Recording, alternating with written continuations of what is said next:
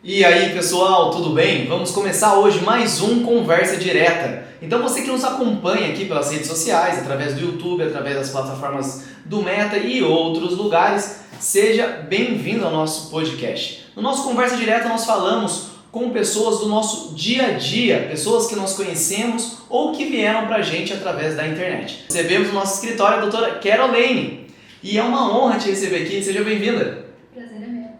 E nós vamos falar, para você que está nos acompanhando, sobre vida, sobre superação, sobre direito, vamos falar sobre profissão, sobre sonhos, sobre projetos. Então eu já te peço que deixe sua curtida e que possa compartilhar com outras pessoas esse nosso podcast. Nós estamos também através do Spotify. Se você está nos assistindo, tem que parar, pula para o Spotify, vai dirigindo o seu carro, vai fazendo a sua comida, vai se organizando, tá na academia, dá para você nos escutar tranquilamente através do Spotify, tá certo?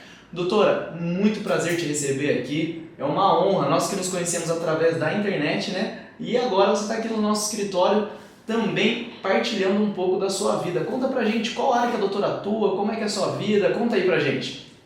Então, atualmente eu estou atuando mais na área trabalhista e na área civil, que é o meu foco, mas eu também atuo na área de família, sempre aparece alguma coisa e eu acabo pegando para ajudar também. E doutora, conta pra mim uma coisa, quanto tempo que a doutora tem de formada, por que direito do trabalho, explica pra gente aí. Eu me formei em 2021 e faz um ano que eu tenho de OAB apenas, então eu advogo pouquíssimo tempo, mas já peguei em bastante casos e direito do trabalho, na verdade, foi uma paixão durante a faculdade, porque eu gostava da área civil. E até tinha um flerte com o penal. Mas depois que eu aprendi sobre o direito do trabalho, foi amor à primeira vista.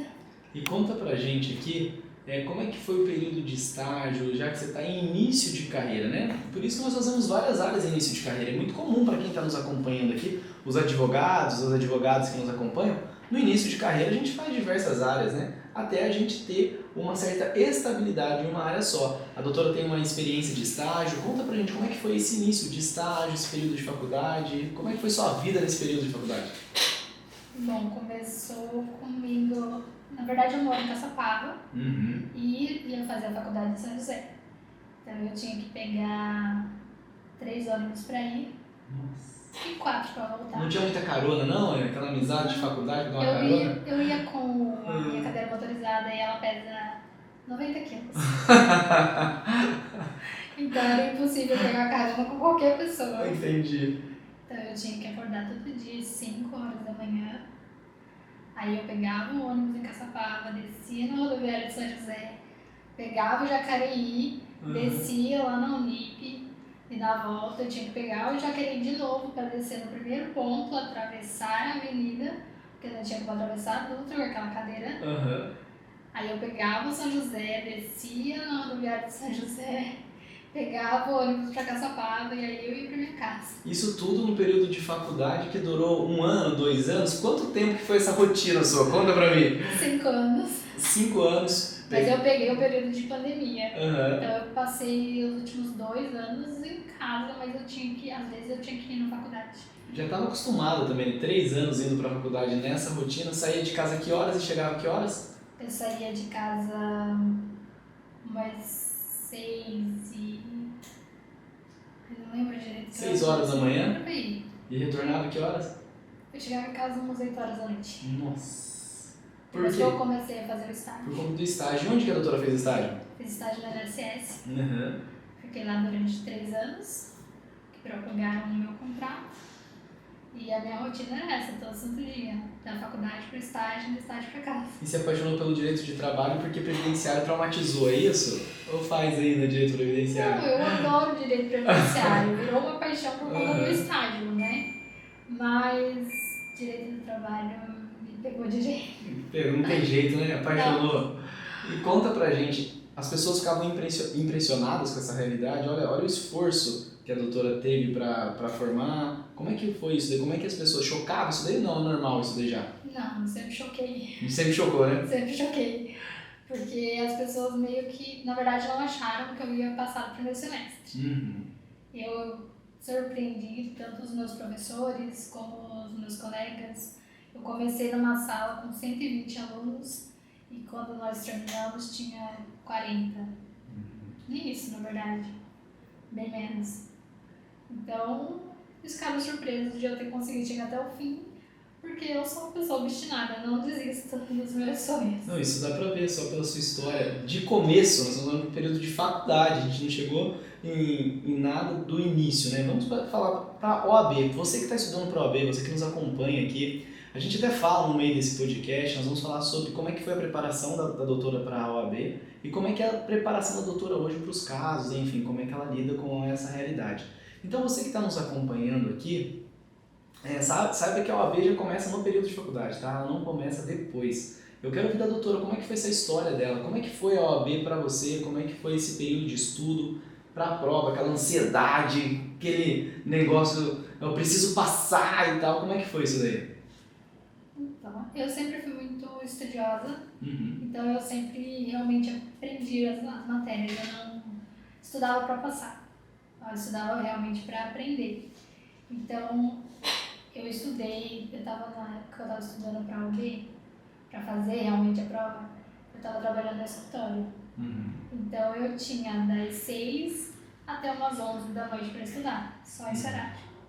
Que no horário comercial eu estava trabalhando. No outro horário, na parte da manhã, você já ia pro trabalho já? Eu trabalhava em home office. Então, eu entrava às 8 e saía às 6. Das 8 às 6 eu tinha que estudar mesmo. E aí, conta pra gente. Aí, a parte da noite eu estudava e eu estudei por vídeos no YouTube.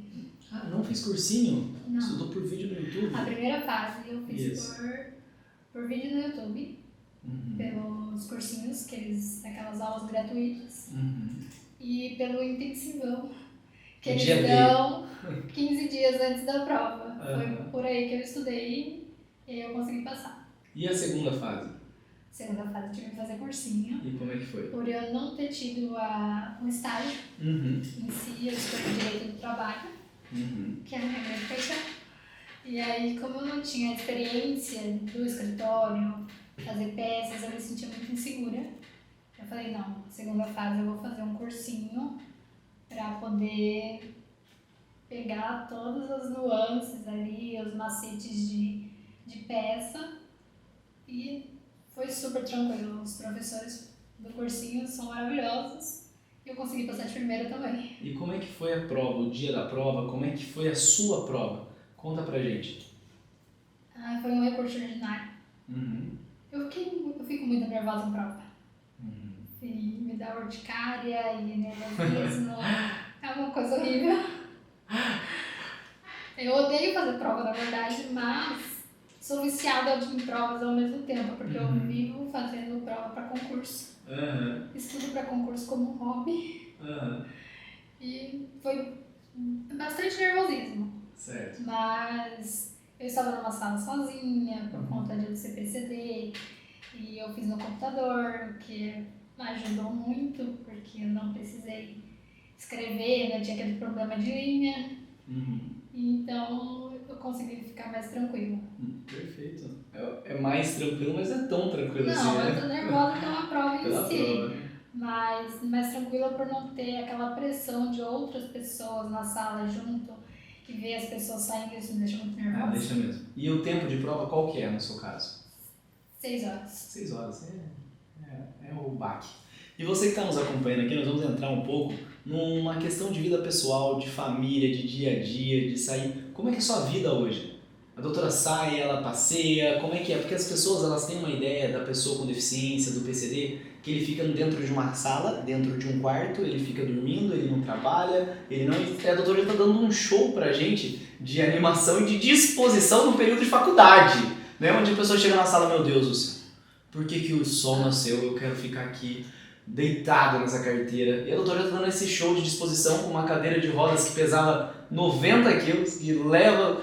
que acorda cedo, que pega ônibus, e só pra quem é cadeirante ou pra quem tem familiar cadeirante, gente, olha aqui, presta atenção, mamãe é cadeirante, vocês têm que ver a luta que é pra uma pessoa pegar um ônibus, e nem todo ônibus para não, viu, sério que o pessoal para, sério que o pessoal respeita A doutora deve ter passado por diversas situações, dia de chuva, como é que é isso daí? Como é que foi? E como é o seu dia a dia? Né? Você fica em casa deitada, não sai à noite, como é que é a sua vida hoje, né?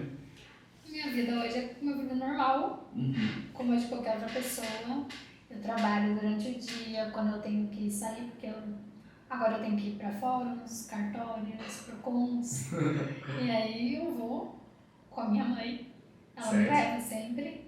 É uma mãe motorista, então, né? Ela, na verdade, é tudo, motorista, assistente, às vezes é minha preposta. Olha, se a mãe precisar processar alguém, viu? Eu tô aqui, tá? Eu tô aqui pra fazer a defesa da mãe contra a doutora, viu? E aí, conta pra mim. E aí, a minha rotina de trabalho é essa. Fazer os processos e ir nos locais onde eu tenho que ir, onde como é que diz? Tenho demanda. Certo. E o PCD ele sai? Como é que é? Como é que funciona a pessoa com deficiência? Ela tem uma vida pós horário de expediente ou a doutora só trabalha? Não, tenho uma vida pós-expediente. Eu tenho as minhas amigas que eu saio com elas. Legal. Geralmente, as que eu mais gosto moram muito longe, então eu vejo pouco, mas eu saio com elas. Mas assim, na maior parte é shopping, Legal. Restaurantes. Uma vida, como a doutora disse, uma vida normal. Sim, normal. E a gente às vezes arruma muita desculpa, né? E vamos entrar agora numa conversa, doutora. Como é que era a sua infância até uma realidade do acidente? Conta pra gente um pouco da sua história aqui nesse momento. Eu me mudei pra Caçapava quando eu tinha 2 anos, que a minha mãe se casou, né? Eu fiquei até uns 8 anos, mais ou menos. Depois nós nos mudamos pra Curitiba. Depois de Curitiba eu me mudei pra São Bernardo do Campo. Viajou bem, viu? Viajou bem, conheceu o Brasil. E aí? E a maior parte da minha vida eu passei em São Bernardo do Campo. Que foi dos 13 aos 23, mais ou menos. E conta pra gente. Vida de adolescente, normal. Eu estudava, fazia cursos, cuidava da minha casa, porque a minha mãe trabalhava o dia inteiro, né? Ela sempre criou eu e minha irmã sozinha. Então, enquanto ela trabalhava, eu cuidava da minha irmã e da casa, fazia meus cursos, eu fazia curso de inglês, de informática e estudava no período. E qual a idade que você tinha quando teve o acidente? Como é que foi isso daí? Conta pra mim. Eu tinha acabado de completar 16 anos. 16 anos, certo. E eu gostava de sair nos finais de semana com as minhas amigas, como toda adolescente normal. E peguei carona na volta. Ele resolveu tirar um racha com uns carros. Ele parou do lado e começou a mexer com as meninas dentro do carro. E ele acelerou o carro, um outro apareceu do nada, porque isso era de madrugada.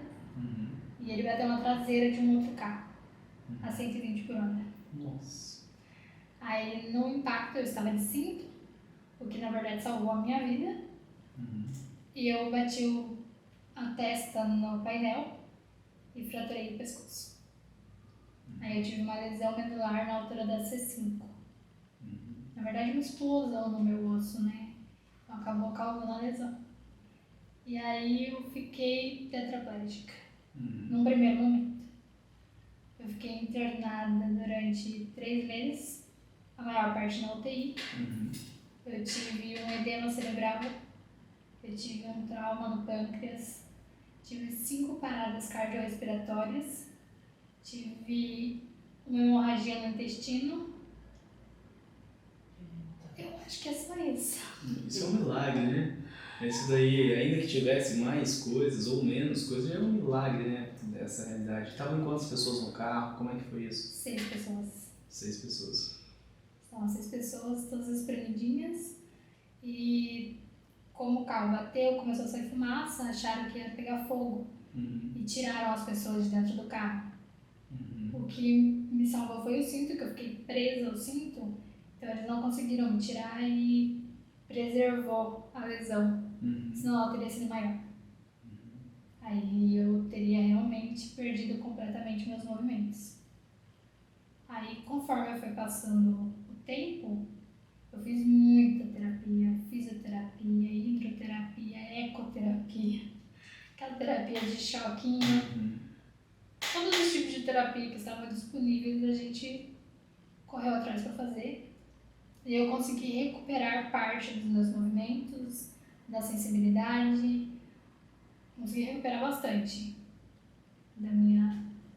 Doutora, nesse show de vida, vamos dizer assim, né? Nessa hora que, sem dúvida, a sua vida se torna um milagre, como é que foi esse processo de recuperação, né?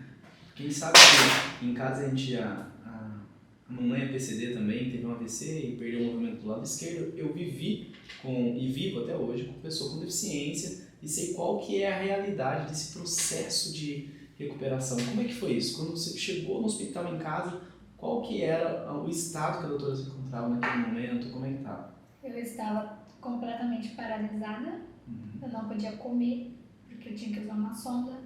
Eu tive, por conta da intubação, uma estenose subglótica. O que é uma estenose subglótica, né, para quem está nos acompanhando? Como se fosse uma carne esponjosa que cresce na garganta e impede que o ar passe. Então eu tive que ser traqueonizada para poder respirar. Eu tinha muita queda de pressão por conta da lesão, então toda vez que mexiam em mim eu desmaiava. Então eu vivia no oxigênio. Eu não fazia nada sozinha. Eu não conseguia segurar o pescoço, eu não conseguia sentar, eu não conseguia comer, eu não conseguia fazer nada. Para tudo foi um processo, né? Como se fosse voltar a aprender a andar, voltar a aprender a falar. Como se eu tivesse literalmente nascido de novo. Nascido de novo. Às vezes a gente, nessa conversa aqui, às vezes a gente quer desistir de alguma coisa, né? A gente quer... Você viu que nós começamos a conversa de trás para frente, para que as pessoas compreendessem que tudo que a doutora viveu de profissional foi depois de um acidente, depois de, como ela mesma falou, aprender a andar de novo, aprender a falar, aprender a sentar novamente. E tem gente que desiste, né? Tem gente que arruma desculpa, tem gente que reclama. E conta pra gente como é que é essa história de superação pros amigos, pra família. Ficou muita gente próximo, ou as pessoas se afastam, como é que é essa realidade? A maior parte das pessoas se afastaram, mas os que são de verdade ficaram.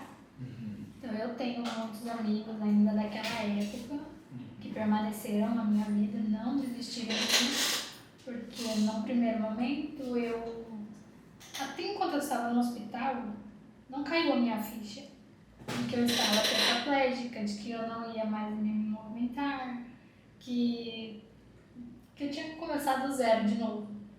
Só foi cair a minha ficha quando eu cheguei em casa, que eu vi que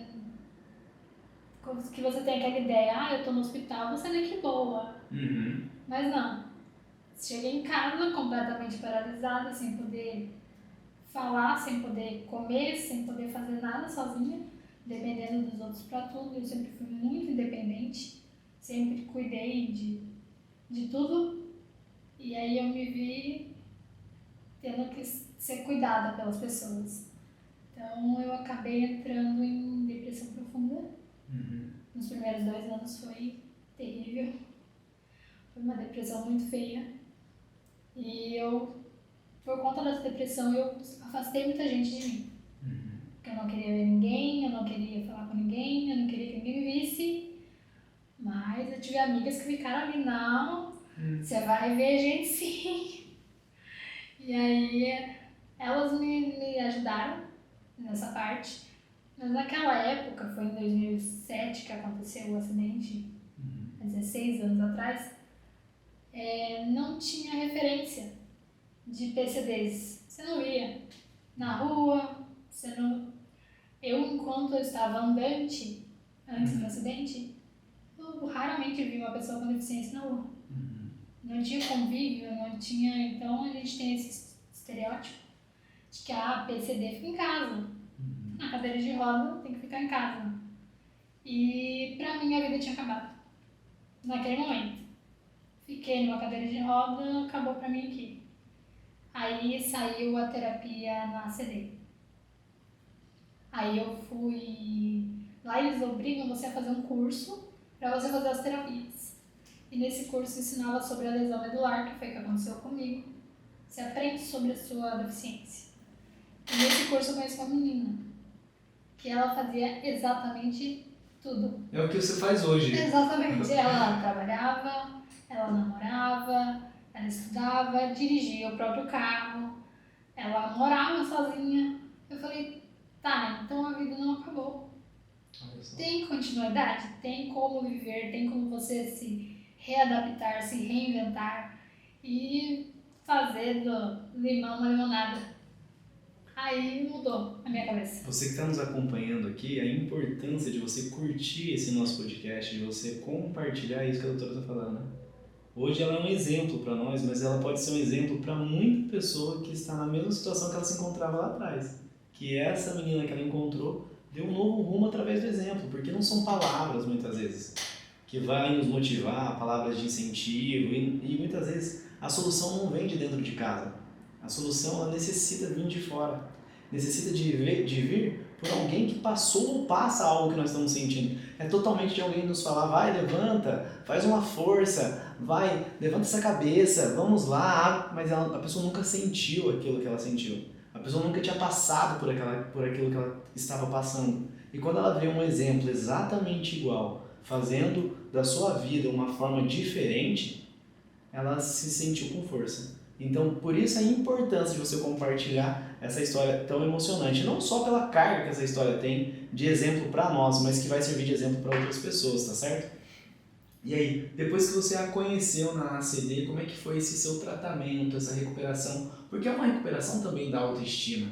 Eu acho que em primeiro lugar é isso, né? Precisa de uma cura do coração, uma cura da autoestima, para que depois você fosse ter progressos físicos, né? Não foi mais ou menos por aí? Foi, primeiro eu tive que tratar minha cabeça. Porque eu fui de acabou a vida para vamos viver. Então, a partir dali, eu com as terapias, que daí eu comecei realmente a fazer as terapias, fiz terapia com a TO, que é uma terapeuta ocupacional, que ela te ajuda a aprender a viver no dia a dia. Então ela fez adaptações, eu sempre fui muito vaidosa, então ela me ajudou a fazer adaptações para eu aprender a me maquiar sozinha. E eu fazia fisioterapia, eu comecei a ter ânimo para fazer as fisioterapias. E aí, é claro que é um trabalho de formiguinha. Você faz e não vê resultado imediato. Não é que nem na academia, 3 meses você já está aparecendo alguma coisa. Foram 1 ano para eu começar a ver algum resultado. E aí eu fui melhorando, fui vendo que foi voltando movimentos. E eu fiquei 3 anos fazendo fisioterapia na CD. Ia toda semana pra lá, passava 2 vezes por semana. E aí eu fui aprendendo a fazer tudo de novo, aprendendo a comer, aprendendo a como escovar os dentes, a como pentear o cabelo, a como me maquiar, a como passar da cadeira pra cama, como me virar no meu dia a dia, realmente. Eles ensinam tudo isso. E lá eles têm muitos recursos também, então você recupera bastante da minha força, veio das terapias da CD, que ajudou muito. Tu vai achar que a fisioterapia não funciona. Funciona muito. E nesse processo que você estava de recuperação da autoestima, de voltar a aprender a fazer maquiagem, voltar a fazer as coisas simples do dia a dia, qual que é o valor que a doutora dá para esse tipo de situação que às vezes passa despercebido pra gente, como pentear um cabelo, como fazer uma maquiagem, que é coisa que a gente passa às vezes reclamando da vida.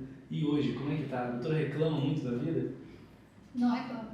Eu dou valor a cada coisinha que eu consigo fazer, porque quando você perde tudo, literalmente, você dá valor a cada coisinha que você recupera, que você consegue fazer novo. Qualquer coisa, um movimento diferente que você consegue fazer, você fala, nossa, eu consegui. E isso é gratificante, na verdade. Doutora, um exemplo pra gente, viu? Um exemplo de coragem, um exemplo de superação. Eu vi você tanto elogiando sua mãe aqui, né? A mãe dela tá aqui com a gente no estúdio, acompanhando, lembrando, né? Relembrando a história, isso é maravilhoso. A gente não tá sozinho, né? A gente não tá sozinho, né? Graças a Deus a gente tem Deus, a gente tem, às vezes, família, um amigo e um exemplo bom. Doutor, é um exemplo bom para muita gente que está nos acompanhando aqui no nosso podcast.